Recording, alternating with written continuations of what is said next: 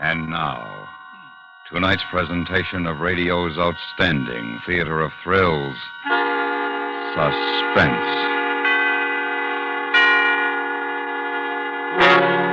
Tonight, we bring you a story of death and 11 roses. We call it The 12th Rose. So now, starring Paula Winslow, here is tonight's suspense play, The 12th Rose.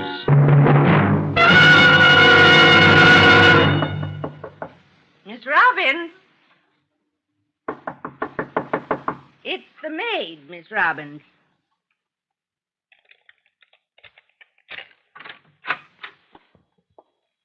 I got some clean towels for...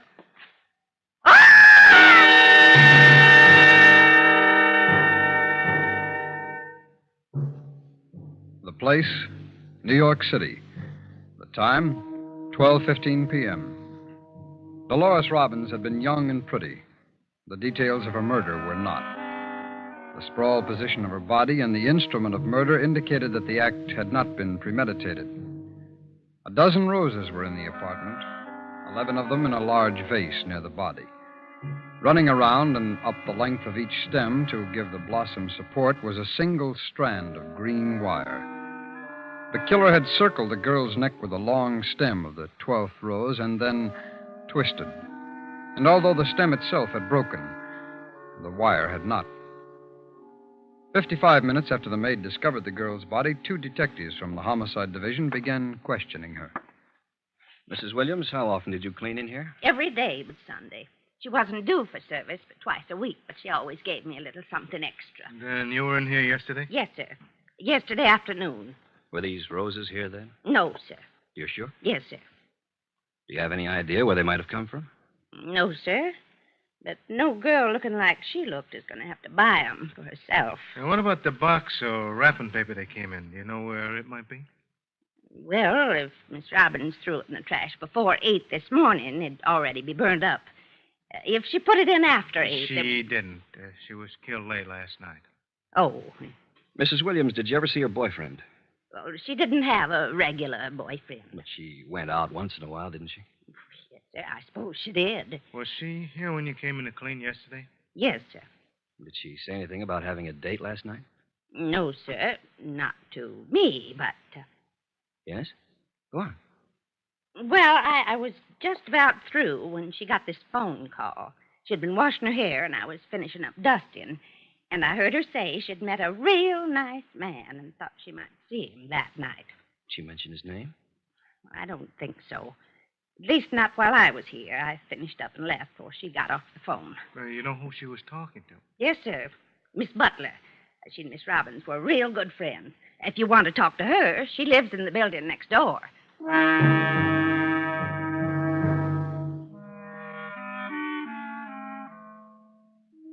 Mildred Butler confirmed the maid's statements. She remembered the telephone conversation that she had had with the Robbins girl. She remembered the victim telling her about a man she had met the night before. Miss Robbins had not said where or under what circumstances they had met, but she had indicated that she would see him later that evening. When asked if she'd been told the man's name, the Butler girl replied that she had. It was Carl Owens. The 2 detectives returned to the victim's apartment. Pete, you ever buy roses for your wife? 2 girls in high school? Are you kidding? You know anything about them? Sure. Some are red and some are yellow. When I was a kid, Pete, my folks had a greenhouse. They used to raise them. All kinds. These are just average. How can you tell? Well, look at the stems. They're wired to keep them from drooping. Now, a good rose, you don't have to wire the stems. They'll stand up straight for days. Well, what do you call these, you know? Yeah, happiness. What are you, a detective? You really think we got a chance of getting them, Lou? If we're lucky, and if Owens is his right name. Lab boys didn't find any good prints. We might not need them. Huh? We'll just locate every Carl Owens between 20 and 40 who works or lives here in this area. Some of them will be eliminated automatically. Those that aren't, we'll consider possible suspects. And then, Pete, if we're still lucky, we'll get someone to identify the killer. Yeah, but nobody saw him. Oh, you're wrong, Pete. Somebody did. Yeah? Who? The florist that sold him these roses. Suppose the florist doesn't remember. Well, the way the papers are going to play this one up, He'll remember. There's just one thing. Yeah? Suppose the killer is thinking like we are. How do you mean? Suppose the killer remembers the florist.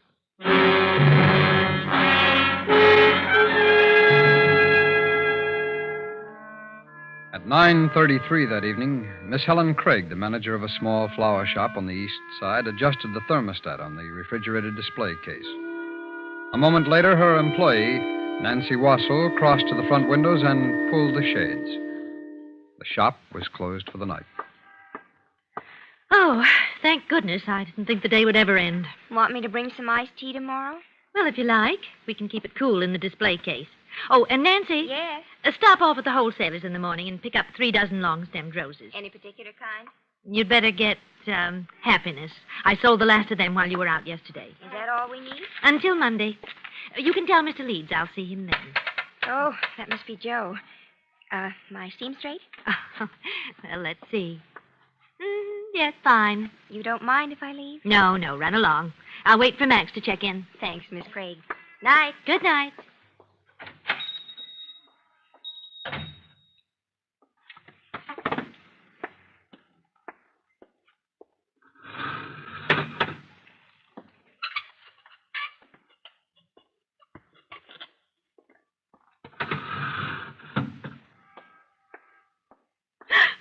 Good evening. Oh, my. You gave me a fright. I didn't hear you come in. You had your head in that showcase.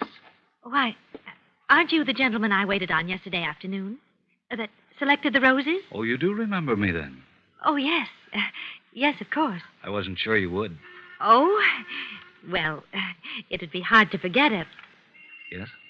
Go on. Well, you're tall and... Oh, please. Now you're embarrassing me. I'm sorry. I didn't mean to. You all alone here? Why, yes, I was just getting ready to leave. Why? Just curious. Were you going right home? Or was someone coming to meet you here? Well, really, Mr. Johnson. Bill Johnson, Miss Craig. Oh, you know my name? Well, how does that happen?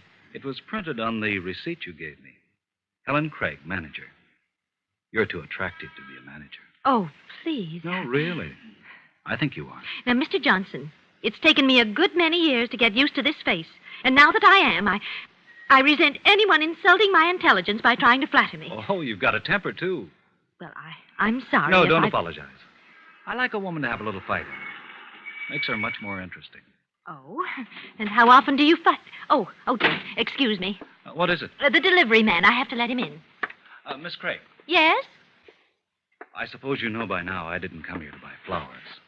Oh, I just stopped by to deliver a message from my mother. your Yes. mother. She wanted you to know how much she liked the roses. Oh, well, now I am flattered. But I thought, Yes? What did you think?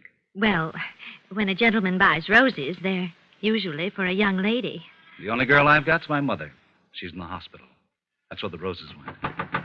Well, I've got to go. Oh, please stop in again, Mr. Johnson. That's a promise, Miss Craig. I'll see you real soon.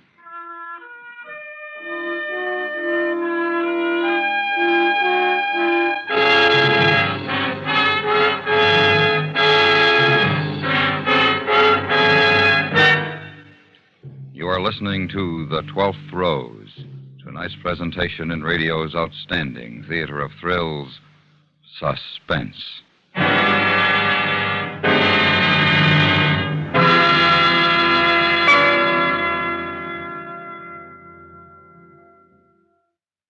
Tomorrow night, a self-styled tycoon sets himself up as an energetic but not exactly legal stockbroker. For a while, business booms. But once the FBI in peace and war get on his trail, the shady operator discovers that the bottom has fallen out of his market. Don't miss a thrill. Don't miss a moment of the next exciting episode of the FBI in peace and war over most of these same stations tomorrow night. And now we bring back to our Hollywood soundstage Miss Paula Winslow, starring in tonight's production, The 12th Rose, a tale well calculated to keep you in suspense.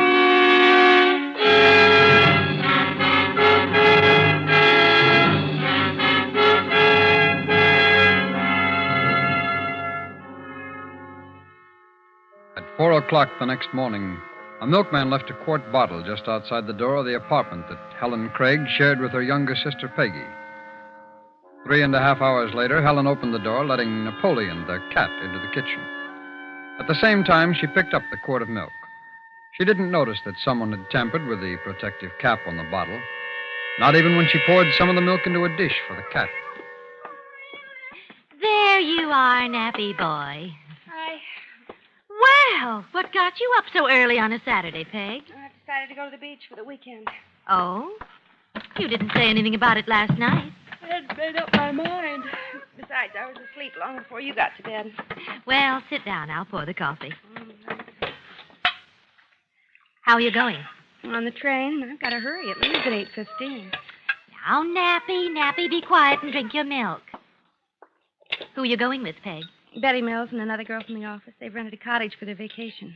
I'll be home late Sunday. Hey, Well, what's the matter? you. What have you done to yourself?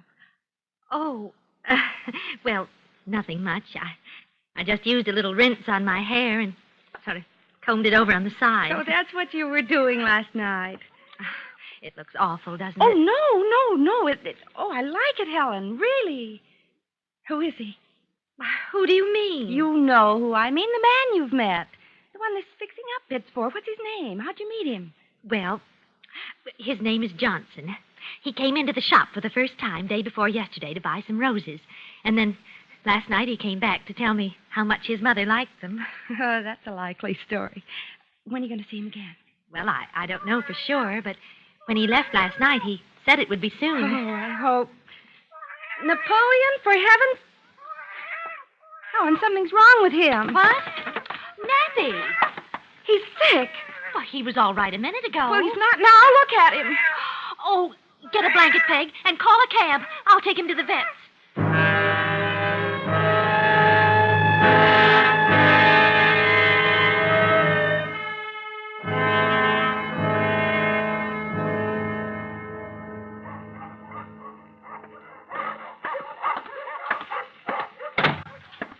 Miss Craig, Oh, yes?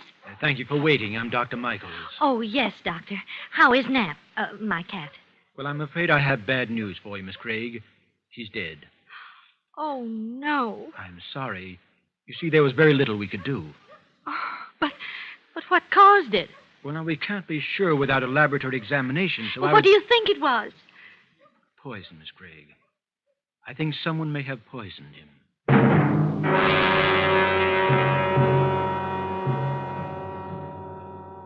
By checking through the Records Bureau, DMV, various credit bureaus, state employment agencies, and finally by referring to the Manhattan telephone directory, Detectives Clymore and Carver located over 40 men with the name of Carl Owens.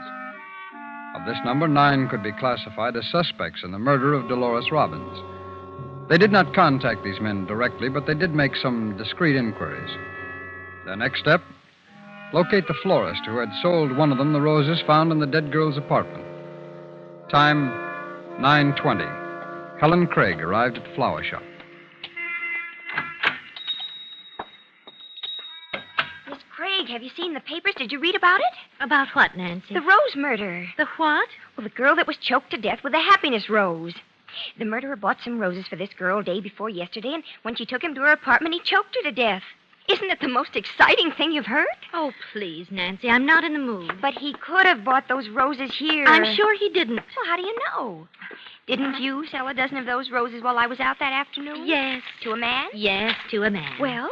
Before you let your imagination run away with you, I happen to know he bought them for his mother. Oh, Has anyone called me this morning? only Max. He'll be a few minutes late. Something wrong with the truck. Oh, and I got the roses. They're in the display case. Oh, thank you. I'll be out to wire them in a minute. The roses the murderer bought were wired. Does everyone wire the stems the same way? Nancy, please. I'm depressed enough without having to listen to a second-hand account of a cheap murder. I'm sorry. I just thought you'd be interested. Well, I'm not. And if you haven't anything to do back here, I'd appreciate it if you'd leave me alone. Miss Craig, what is it? Well, Oh, dear, this is silly of me. You remember our cat, Napoleon? Yes. Well, he's dead. The vet thinks somebody poisoned him. Oh, no. Of course, he's not sure yet, but if he was poisoned, I'm going to find the person that gave it to him. He'll wish he hadn't. I'll get it. Madison Flower Shop. Yes, she is. Would you like to speak? Hello? Hello? That's funny. Wrong number? No. He asked if you were here, and I told him you were. He hung up.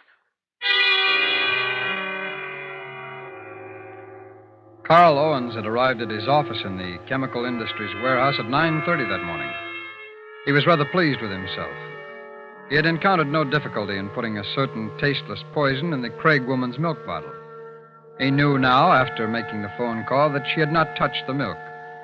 But she would, in time. And he was sure he had plenty of time. Mr. Owens. Carl, what have you been up to? What? Who is this? Janet, honey, in personnel. Oh, Jan. Mr. Hall received a phone call from somebody a few minutes ago, and whoever it was sure asked a lot of questions about you. Oh? Like what? Well, I couldn't hear everything Mr. Hall said, but I did hear him give out your address. My address? Mm-hmm. What'd you do, honey? Apply for credit somewhere? Carl? Oh, yeah, I was going to get something on time, but I've changed my mind.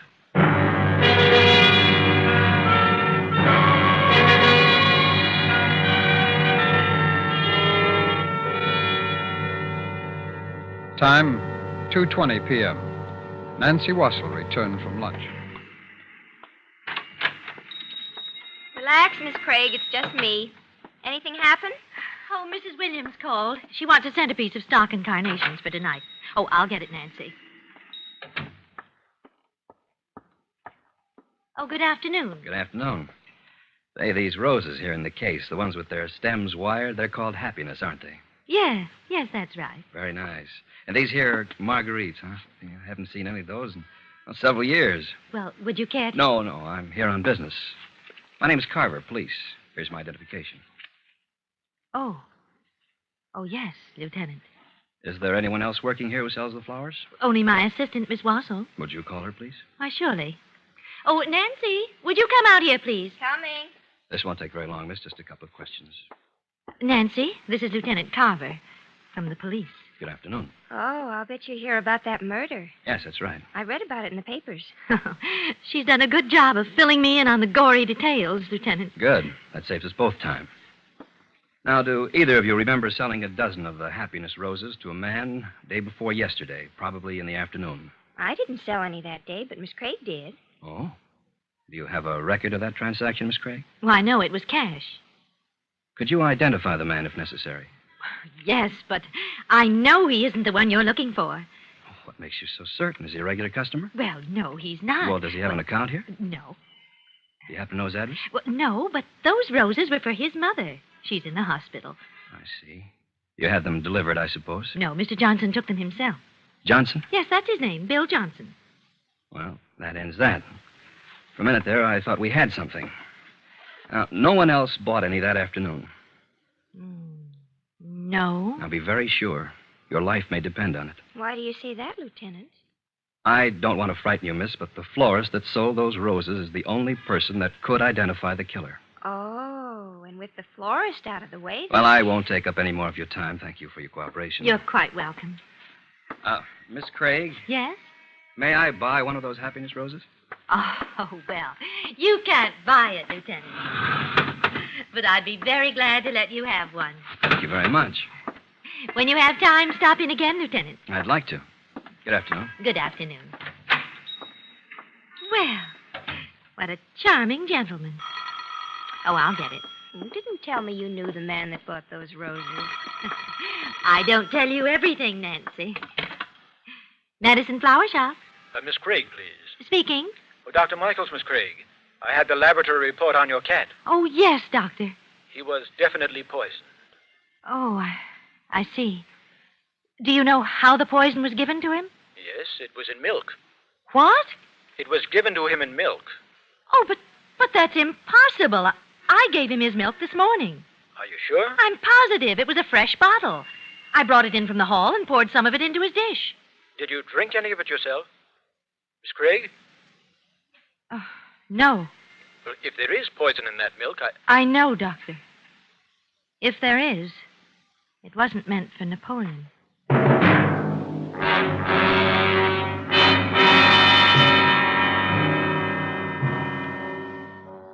Time, 6 p.m. Nancy Wassell crossed to the front windows and pulled the shades. The shop was closed for the night. 45 minutes later, Helen Craig was alone in the shop. She turned off the lights in the sales room and went into her small office where she began checking over accounts payable. Let's see, Williams, here it is. $42.20. Yes? Is someone out there? Who is it? Who is it? Good evening, Miss Craig. Oh, who is it? It's only me, Miss Craig. Bill Oh. Johnson. Oh, Mr. Johnson.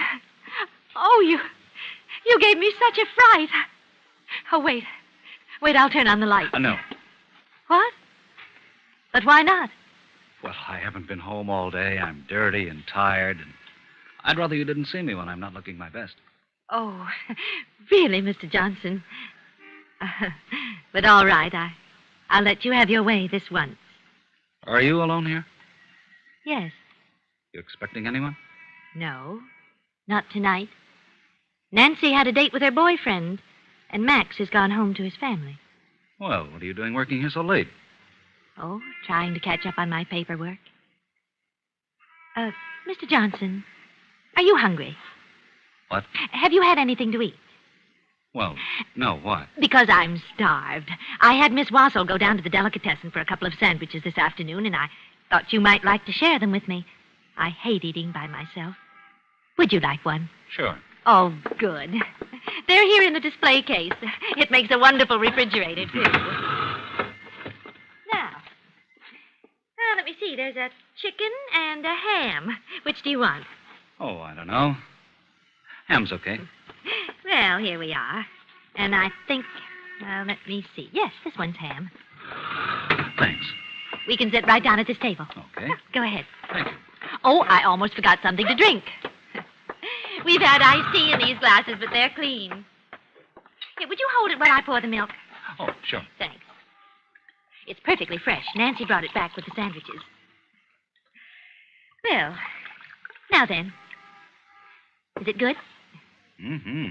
I'm so glad you could stop by. I do hate eating alone. Yeah, me too. That milk's nice and cold. You have any unusual visitors here today? Unusual visitors? No. You sure? Quite sure, Mr. Johnson. Why? Oh, I just wondered. A couple of funny things happened today. I didn't go home on account of... Well, what's the matter, Mr. Johnson? I thought you were hungry. Why, I am. You're not eating. Oh, I will. It's just that, well, it isn't often that I get to eat with a gentleman. I enjoy watching you. You lead a pretty dull life here, don't you? Oh, I suppose, by some standards. Seems to me you really don't have much to live for. Well, I wouldn't go so far as to say that. Oh. Mr. Johnson, are you all right? Yeah. Just a little cramp. Well, you're probably eating too fast. You see, a person goes a while without eating, and then they gulp their food down. It isn't good for you. It isn't from... Oh, you poor man. Here, take another swallow of milk. I can't. Mr. Johnson, what is it?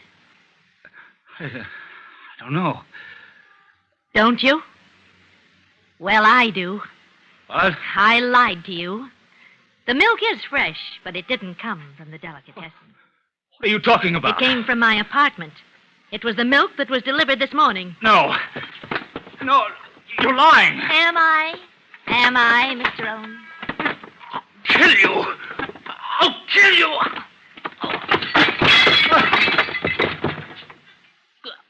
Help me, please. Call an ambulance. Please call an ambulance. No. Please. You made a fool of me, Mr. Owens. You looked at me like you thought I was beautiful. And I believed it. Please. That was only one of the things you did. Please. This morning, did you help my cat? Would you have helped me or my sister? I'm sorry. Oh, of course you are. But you wouldn't be if the police hadn't compared the rose I gave one of their men with those found in that girl's apartment. They could tell from the wiring. I wire all of my roses identically. They told me to call them if you came back. Help me. Please help me.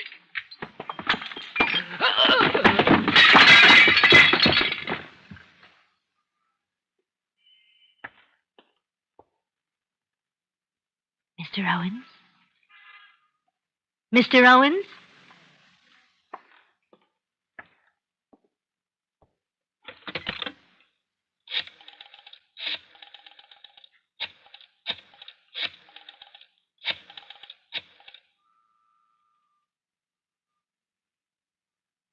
Lieutenant Carver? Lieutenant, this is Miss Craig at the flower shop.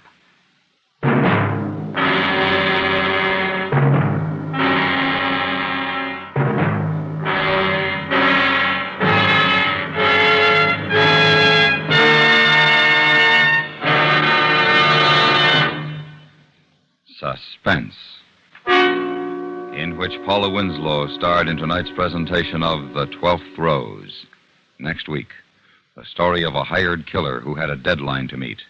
We call it A Matter of Timing. That's next week on Suspense.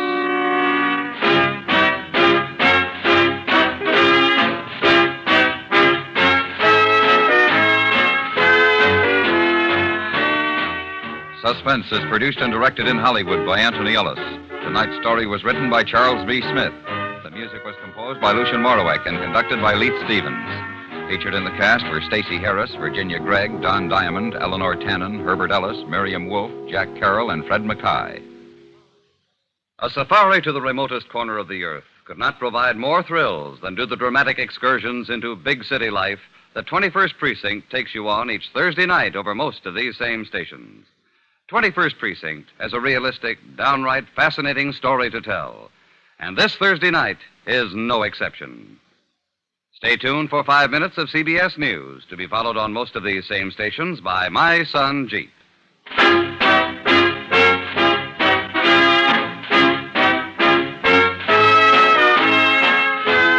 America listens most to the CBS Radio Network.